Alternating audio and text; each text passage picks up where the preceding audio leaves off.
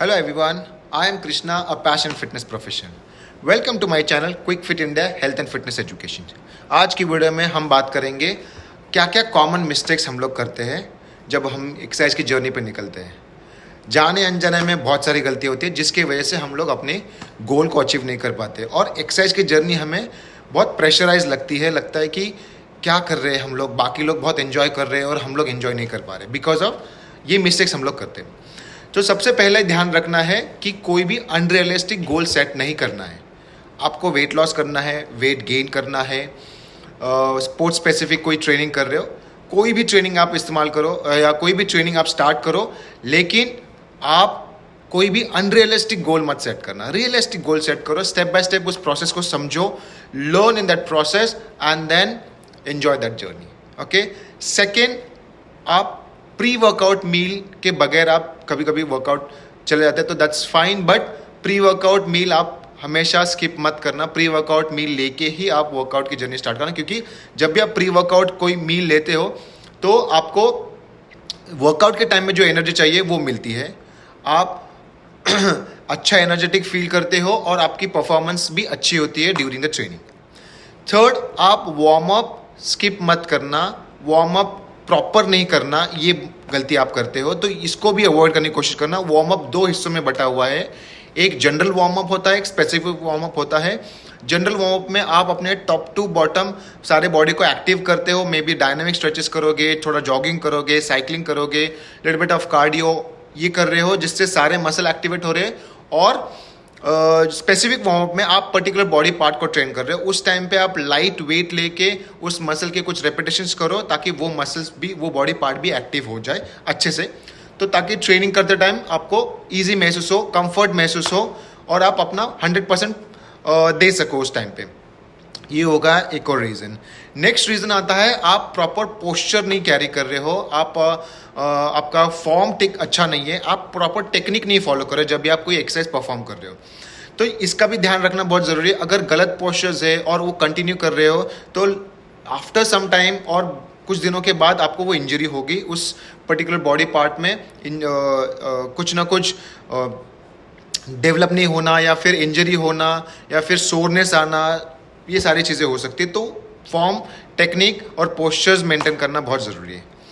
उसके बाद आप ध्यान रखना है कि आप ओवर ट्रेनिंग तो नहीं कर रहे हो, या ओवर ट्रेनिंग एक बहुत बड़ी प्रॉब्लम है। जैसे मान लो आप कोई भी ट्रेनिंग शुरू कर रहे हो, मेक श्योर कि ये ओवर ट्रेनिंग नहीं हो रही है, आप अननेसेसरी नंबर ऑफ एक्सरसाइजेस बहुत ज़्यादा कर रहे हो। पर्टिकुलर एक बॉडी पार्ट के लिए हम लोग ट्रेन करते हैं दिन में, तो उस बॉडी पार्ट के लिए 6 एक्सरसाइजेस काफ़ी है। 2-2 घंटे आप जिम में बिता रहे हो, 3-3 घंटे आप जिम में बिता रहे हो, आप नंबर ऑफ एक्सरसाइजेस भी बहुत ज़्यादा लगा रहे हो, 12, 15, 16, कोई ज़रूरत नहीं है। आप प्रॉपरली ट्रेनर के थ्रू, जिसको भी पता है उनके साथ बैठ के एक अच्छे से एक प्लान बनाइए, आप अपनी जर्नी प्रॉपरली सेट कीजिए कि क्या अचीव करना है, कितने नंबर ऑफ सेट करने हैं, कितने नंबर ऑफ रेपिटेशंस करने हैं, इस ट्रेनिंग का गोल क्या होगा, प्रॉपर सेट कीजिए और उसके बाद आप उसको फॉलो कीजिए। ओवर ट्रेनिंग बिल्कुल भी नहीं होनी चाहिए। ओवर ट्रेनिंग के साथ साथ एक और पॉइंट इंपॉर्टेंट है, आपकी ट्रेनिंग ऑप्टिमम हो। ऑप्टिमम का मतलब है जितना आपसे हो सकता है उतना आप कर रहे हो। जैसे आपसे बन सकता है 12 रेपिटेशंस, आप कर रहे हो 8 रेपिटेशंस, ये नहीं, आपसे 12 रेपिटेशन बनते हैं तो 12 रेपिटेशन करो। एक और एग्जांपल देख के समझाता हूँ। जैसे मान लो कोई आप एक्सरसाइज करो, शोल्डर प्रेस की आप एक्सरसाइजेस कर रहे हो और उस टाइम पे आपने वेट लिफ्ट किया है 15 kg ईच साइड, और 15 kg से आपका टारगेट है स्ट्रेंथ बिल्डअप करना, नॉट एंड्योरेंस, स्ट्रेंथ बिल्डअप करना। तो स्ट्रेंथ के लिए एक पर्टिकुलर नंबर ऑफ रेपिटेशन आपको परफॉर्म करने हैं, 8 to 12 रेपिटेशन या फिर 10 to 12 रेपिटेशन। तो उस टाइम पे अगर आप नंबर ऑफ रेपिटेशन ज़्यादा लगा पा रहे हो, मोर देन 12, तो ये वेट आपके लिए लाइट है। और अगर आप लेस देन 8 रेपिटेशन या लेस देन 10 रेपिटेशन अगर आप कर पा रहे हो तो ये वेट आपके लिए ज़्यादा हैवी है।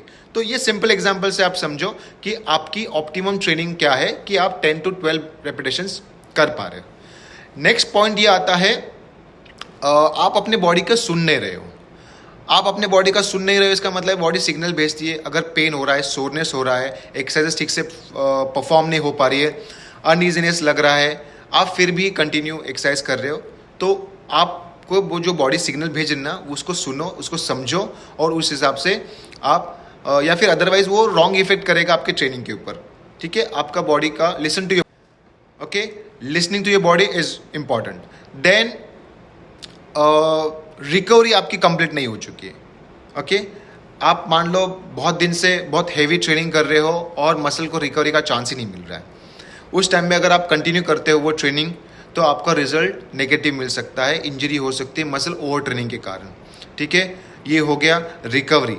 और आपकी न्यूट्रिशन सप्लाई अच्छी नहीं है, उससे भी रिकवरी प्रॉपरली आपकी नहीं हो सकती है। अगर आपकी न्यूट्रिशन सप्लाई अच्छी है, आपका स्लीप साइकिल बहुत बेटर है, you are drinking enough water, ये सब चीज़ है, तो रिकवरी भी अच्छी होगी। और mentally you should be relax. Okay, so recovery is important point. उसके बाद आता है कि आपकी ट्रेनिंग डिपेंड है सिर्फ सपोर्ट के ऊपर।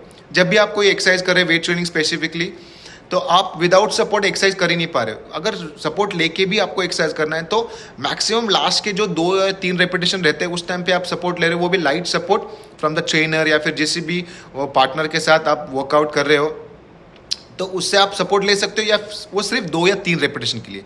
उससे ज़्यादा अगर आप सपोर्ट ले रहे हो तो आप वेट रिड्यूस करके एक्सरसाइज करो, वो ज़्यादा बेटर रहेगा। तो सिर्फ और सिर्फ सपोर्ट के बेसिस के ऊपर आप ट्रेनिंग कर रहे हो तो वो अवॉइड करो। Try to do independent training and all. उसके बाद आता है आप अपने वर्कआउट में मोबिलिटी और फ्लेक्सिबिलिटी और स्ट्रेचिंग रिलेटेड एक्सरसाइज ऐड करो।